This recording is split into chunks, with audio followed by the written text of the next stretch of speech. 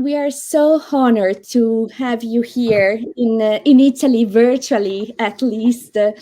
DOEN Foundation has been such a role model. I mean, in really thinking creatively in a continuum of capital for supporting in new ways social enterprises. Both in the Netherlands and in Africa, and I mean, you have done such a role as a trailblazer for all of us, and we are really, really honored and glad that you could accept the invitation. And we hope to have you soon in person in Italy sometimes. So, can you just tell you why DOEN Foundation started with this idea of recoverable grants or zero interest forgivable loans? And you will tell us the difference. And really opening a visionary new tools in the toolbox in the support of social economy and social enterprises. You have the floor. Thank you, Carola. Thank you also for the invitation. Very happy to join this session and to share a little bit on how the DOEN Foundation looks at social entrepreneurship, but also the different kinds of financial instruments. So what I will do, I will talk for a couple of minutes and just give you how we work with this new instrument, whether we call it a convertible grant, or a grant with dissolving conditions, or repayable grant. There are many different definitions, which is also good, which means we can be flexible and innovative, and everybody can adjust the instrument to its own needs, and maybe more important, adjust it to the needs in the market. The DOEN Foundation is a foundation and impact investors. For 30 years now, we support 300 initiatives per year. We started with grants only, but soon realized that if we support social entrepreneurs, sometimes a loan or equity makes more sense, not only for the entrepreneur, but also for the market and also for us as an impact investor. And that's when we thought, well, maybe sometimes something else is needed. And it's good to know that the DOEN Foundation always supports initiatives in an early phase, so when it's still in the beginning. And for commercial entities, so social entrepreneurs, they have a commercial target as well. A grant, we cannot justify it. We say we give you a grant, but it's a commercial entity. To give you a loan, sometimes it is too early for that. Because it's still too risky. You do not know what is going to happen. And then we thought, can we look at it differently? Can we look at the situation and can we make it sort of a revolving grant? And we call it a grant with dissolving conditions. And what it means is, if you do an application with us, you are a commercial entity and, of course, a social entrepreneur. And we say, well, we do not know yet if it has to be a grant or a loan. And what makes more sense if we give you this grant with dissolving conditions, it means for now you can book it as a grant, but after 3 or 5 years, we will look at it again. We will look at your the development of your company, and specifically in the commercial development, and if you have free operational cash flow. And if you have free operational cash flow of more than 50% of our grant, we say, well, then it could have been a loan after all. So in the contract, we say we have the right to change the grant, dissolve the contract, and enter a new contract, which can be a loan contract. Mostly this is a zero interest loan contract. It can also be a convertible loan contract. It all depends on the situation. And we enter this contract because we say, well, it could, in the end, 5 years, looking back 5 years, it could have been a loan. We always, when we make this decision, we do this, we look at it from an impact mission. We look at it from the perspective of the entrepreneur. So for the DOEN Foundation, it's not, the most important is not the financial return. The most important for us is to make the impact and to help the entrepreneur achieve this impact. But when it was commercially successful, we say, well, it could be a loan. If you repay the loan to us, we can use it again to support new initiatives and make more impact. We can also say we decide not to dissolve it, so it remains a grant. It could be because you're not commercially successful. It could also be because we say, well, we could change it now to a loan, but maybe it doesn't make too much sense now. It's better to stick to keep it a grant. What we can also say, am I already at 5 minutes?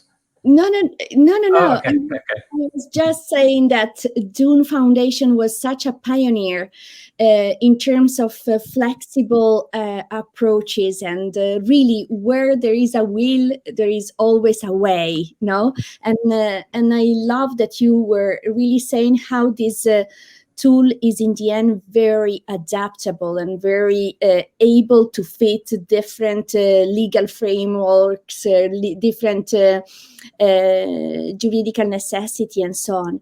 I was wondering how much trust is a key element and a relevant element in such a flexible tool. Yeah, I think that's a good question. Very good question. Trust is highly important. We say when we fund any initiative, it is based on trust. We have the most contact with our project partners during the due diligence. That's when we find out how is the team, how is the market, the business model. And then once we start funding, they are the experts. We are not the entrepreneurs. So we trust them that they know what they have to do. We also trust them that they have an impact mission and then that they are in it for the impact. So we can trust that. And if you look at our contract, for example, I think it's 2 pages maybe. And 10 articles, maybe it's a little bit more, a little bit less, but it's light. Reporting is also light, and also for this convertible grant, it's only 1 paragraph with 4 bullet points. We cannot say now. Let's say it becomes a convertible loan. A lot of investors say, "Oh, then we need to evaluate the company now. Then we have to make agreements on discounts, on drag-along, tag-alongs, all these financial terms." And we say, no, that is not possible now. What is possible now is that you start, and after 5 years, we can start this discussion. And we trust that also in 5 years' time, it is still based on trust. And it's about impact and not about getting as much money out of it as possible. Absolutely. And I see the value of what you say in a context like the one that we are living in with the COVID, no? And how much desperately social enterprise need flexible funding, and really to be able to embrace this complexity and to be able to adapt. Here I have a question. If you have a request from other foundations around the world to learn more about recoverable grants or zero interest. I think it's not that much inquiries, but what we see a lot in the market, because we started with this instrument. Well, at the same time, I think in the United States, it is also more foundations working with a repayable grant. But I think the conditions for a repayable grant are a little bit more strict than how we treat the recoverable or the convertible grant. And we do a lot of co-funding as well. So if we support companies with a grant with dissolving conditions, and maybe they support them with a grant or a loan, that's when they find out. So in the beginning, we also have to explain it to companies that we support.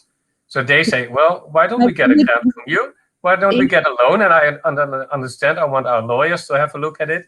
And that's, I think it's more learning by doing and explaining it also in as of today. It's also more, sharing. And it's such a disruptive approach in the sense that in a country like mine, like Italy, where social trust is not there and mainly foundation give only restricted funds. So very much restricted on list of activities and outputs, the very old PCM, project cycle management and so on. This is a very disruptive approach. So I'm so proud that Elena Casolari and Opus brought it to Italy, and I think it's wonderful that we can present this first experience.